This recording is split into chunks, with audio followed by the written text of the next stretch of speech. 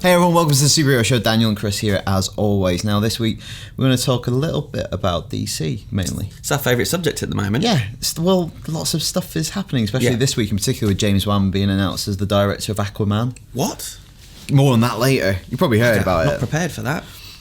Yeah, I have some quotes from Greg Silverman, who is the boss of Warner Brothers Film Productions. Okay. And he's been talking about their superhero movie output this week with The Hollywood Reporter.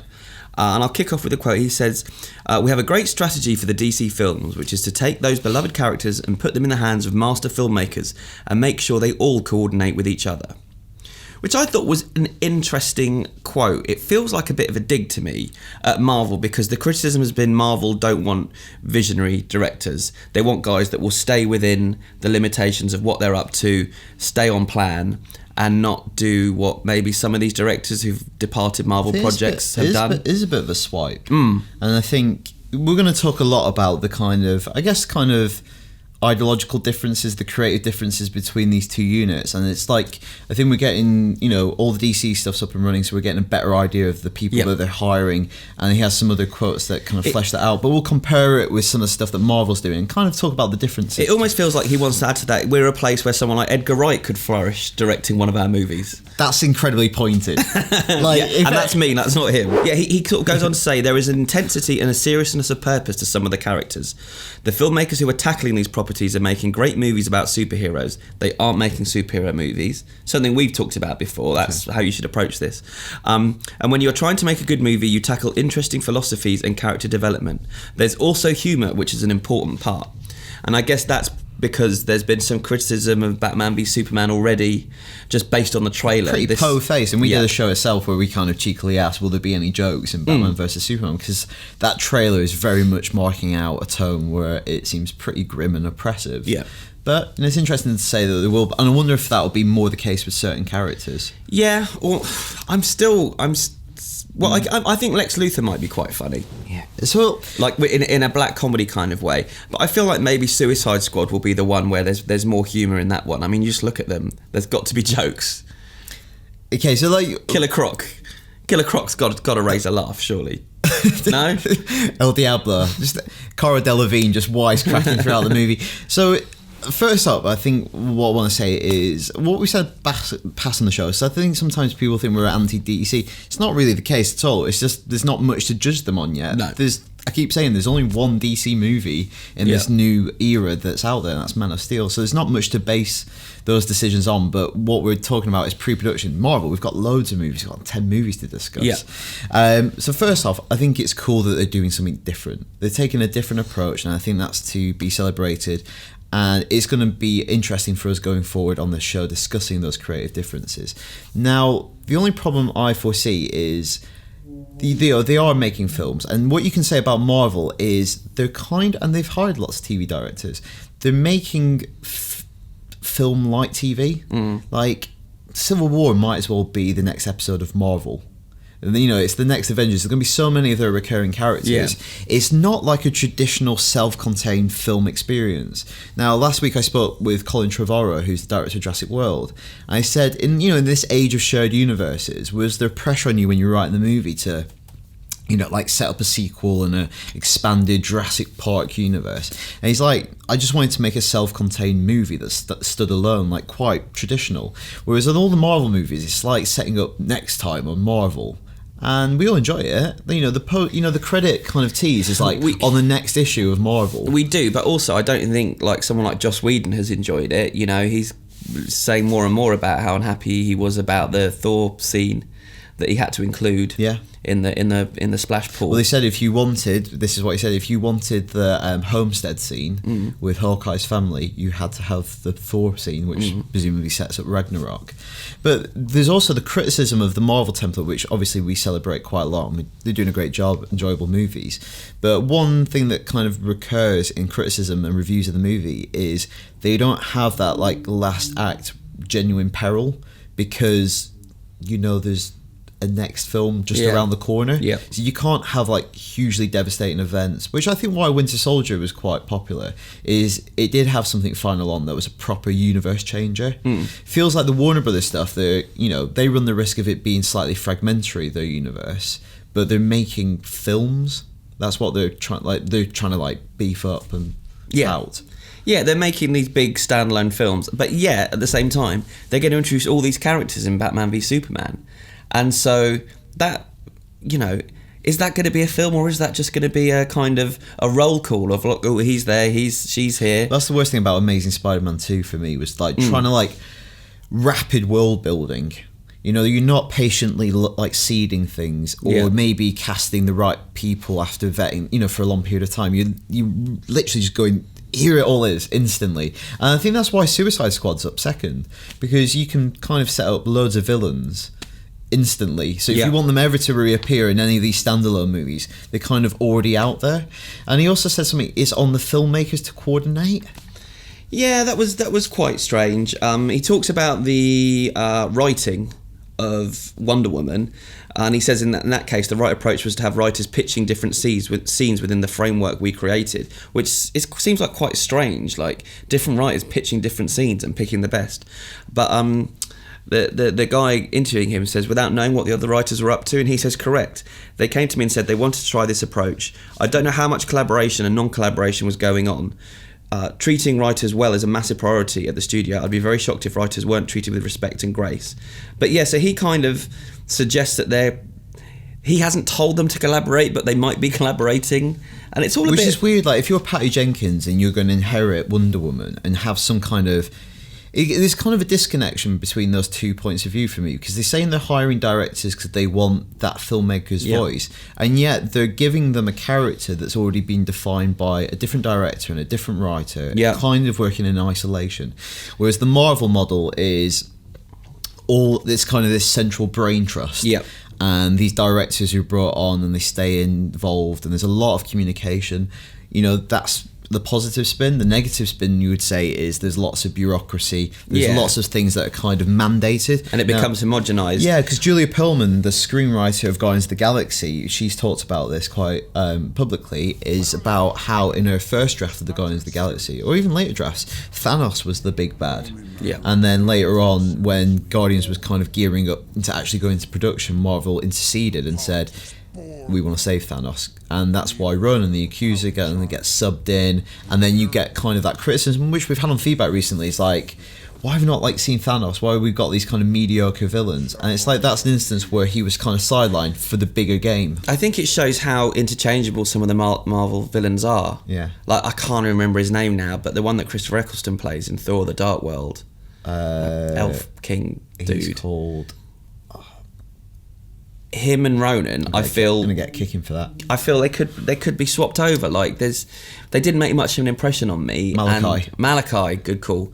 And I felt that with a few of their villains, where it's never been about them. Whereas, well, let's see if they get stronger ones. They're giving us... DC are giving everything up front. They're not like playing the long game because they just want to get into it immediately. So it's like Joker's not in movie 10. You're going to get Joker again right away, and you're going to get loads of other villains right away. Yeah, and the thing it made me wonder as well is, you know, we've talked about Batman v Superman a lot, and it having too many characters. Like, if some of it is a loose adaptation of The Dark Knight Returns, isn't there enough going on in there where they didn't, you know, that it took 2 animated movies for them to be able to tell the story, you know, on straight to Blu-ray. So, like, is that not enough? Probably. They're putting so many eggs in one basket. I'm gonna like take on your metaphor, but maybe it's because they want everyone to see their other eggs.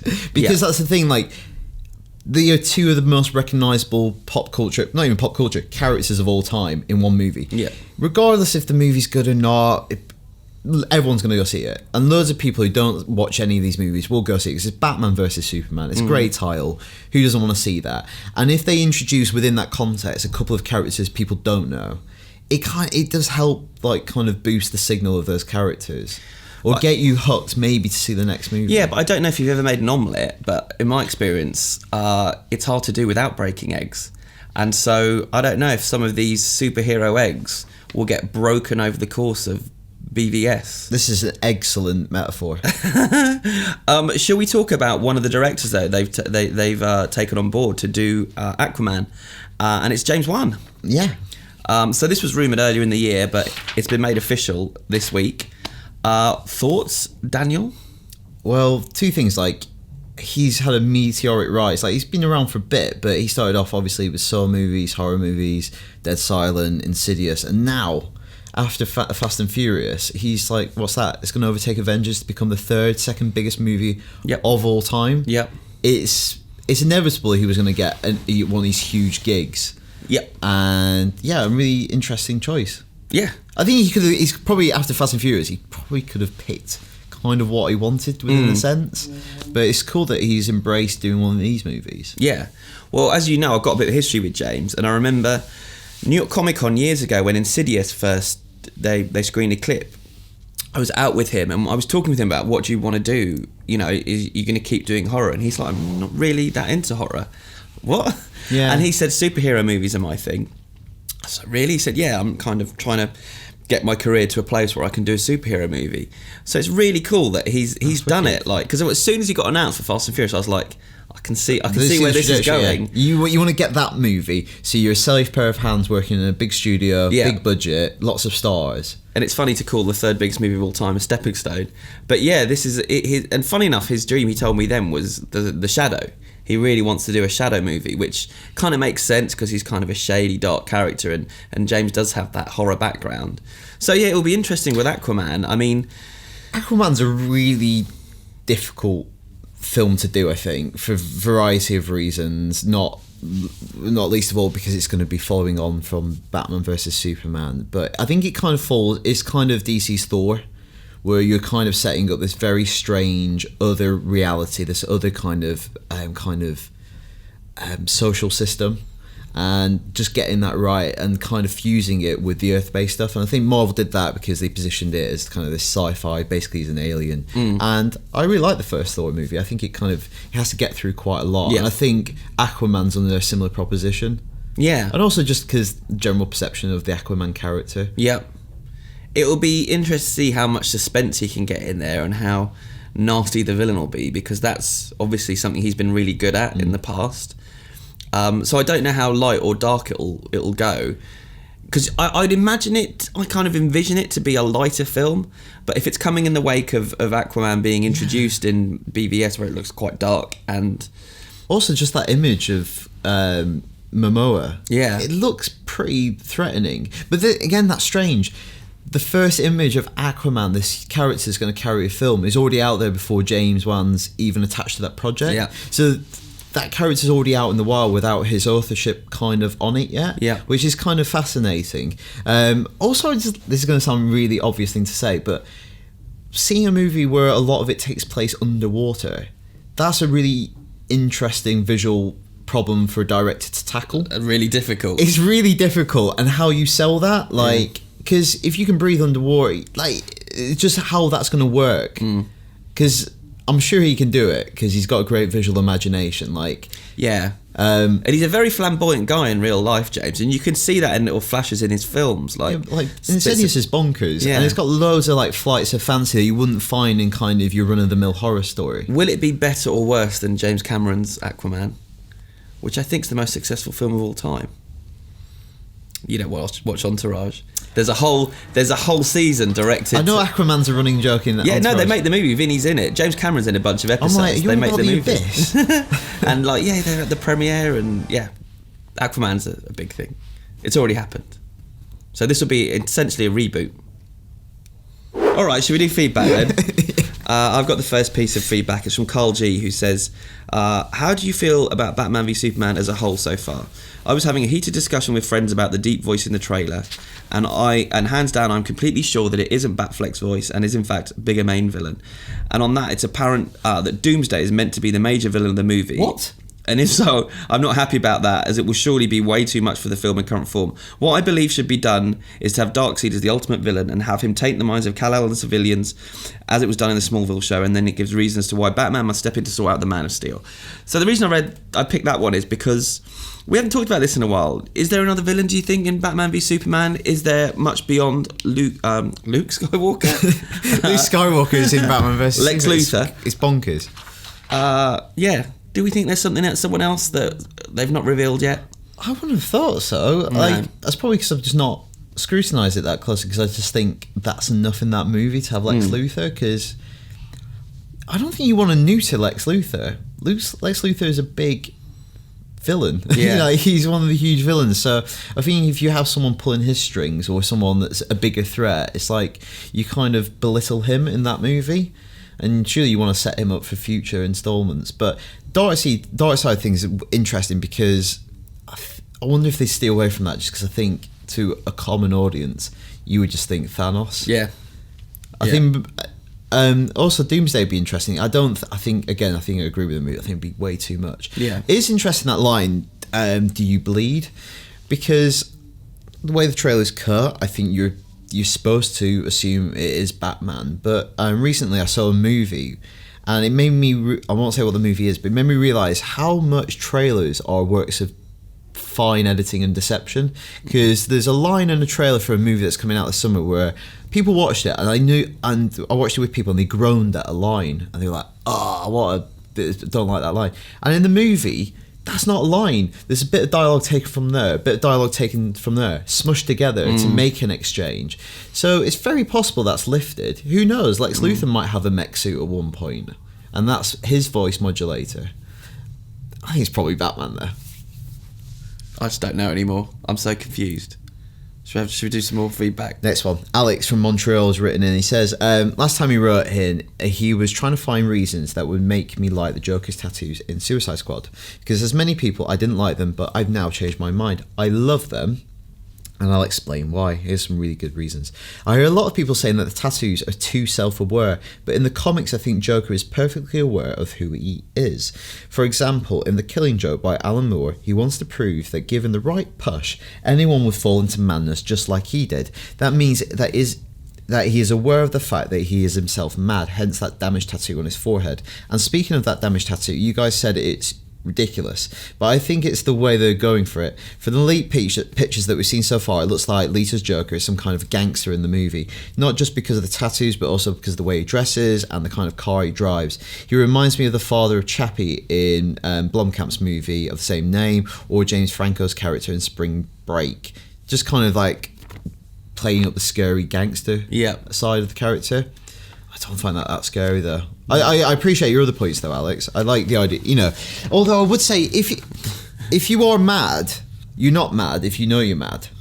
Yeah, that's catch-22, isn't it? A little bit. Yeah, that was good. That was an interesting point. That's well reasoned. But then when you talk about the bloke from Chappie, I'm like, oh no. Let's not hope it's like that. And then I love James Franco in Spring Breakers, but equally, I don't want to see. So actually, like, I can see what you mean from just that footage and the pictures. Yeah, and it's making. I never thought about it, but it is. It's making me think. Oh, there's going to be a scene in it where he's like, "Look at my shorts, look at my cards." Oh God, that was. I don't know if you're doing an accent there or not. Can't do accents. Baz Speaks has written in and says, with regards to the constant leaking of Suicide Squad, and generally any comic book film in general, I'm guilty of contributing to the traffic numbers that you mentioned. However, I don't really feel that it's detracting anything from the anticipation for me. Although I'm not overly bothered by Suicide Squad, but more excited for Dawn of Justice. Maybe some people just need to stop overanalyzing what they see. Me and you.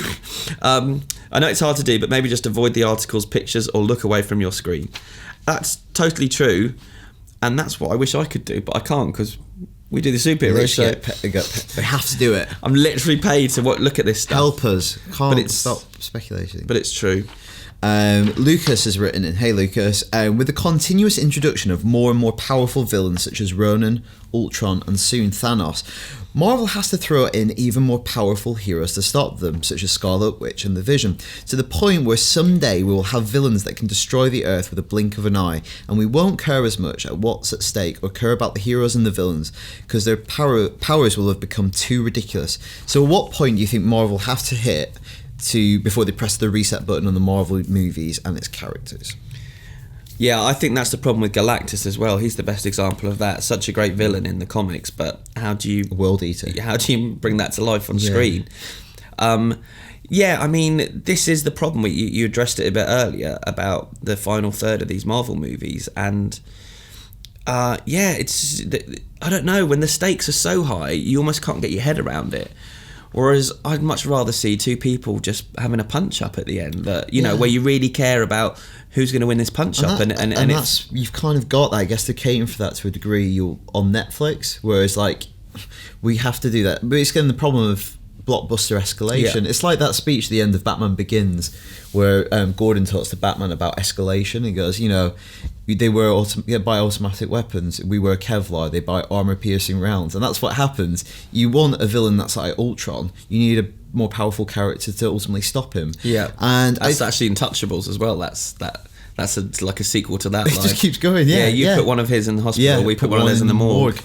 I want to put Thanos in the morgue. But your point about will you care about them, I think that's on the directors and the writers to do that with the characters, because you can have powerful characters and still care about them. Like you can care about Superman, and like particularly in the comics what they've done with him at times, where you deeply care about that character even though he's insanely powerful.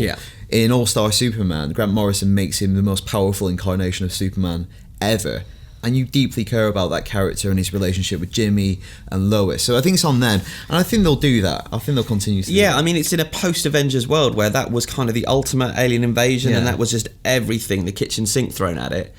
You can't do that again now, although maybe they did it a little bit in Age of Ultron, and I thought Guardians was good the way they pulled it back, and it was a dance off at the end, and like that was a really it was cool almost way like of anti-ending. I thought it worked so well. And it's the challenge every director's going to have now. I feel like Ant-Man, it's going to be much more of a kind of pure action film kind of finale. I think Ant-Man's going to be a real, like, pun intended, like a small scale story. It's going to be about fathers and their daughters, and they're really trimming it back, and obviously it helps thematically with the character itself, but it's going to kind of zoom in a little bit more. We might get stuff flashbacks to like old Hank Pym and fill in that part of the universe, like kind of the 50s universe, but I think that might be a good antidote to Avengers. Might be good 1 and 2. Ooh, talking about filling in backstory, Andrew Perry's written in and says, do you guys think we could ever get a solo Loki movie?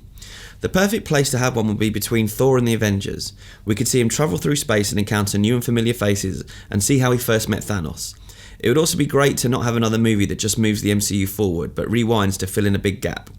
I feel there's plenty of room for Loki to grow, and the fans would love it. What do you guys think?